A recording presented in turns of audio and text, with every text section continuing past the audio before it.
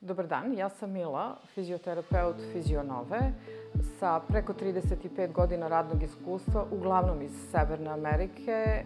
Između ostalog, bila sam i 18 meseci u Kini kao terapeut reprezentacije Kine.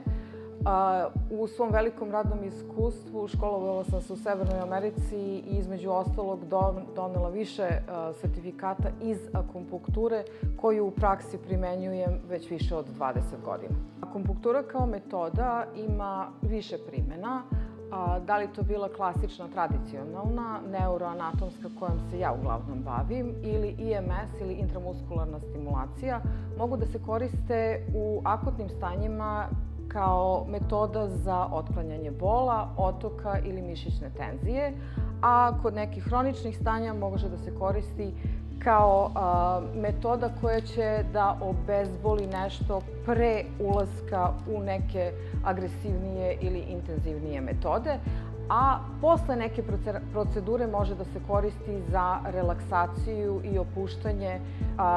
Koriste se male igle koje su izuzetno tanke, svaka je individualno pakovana uz alkohol koji se koristi pred svaku metodu. Koristi se jednostavno u tačku i to je to.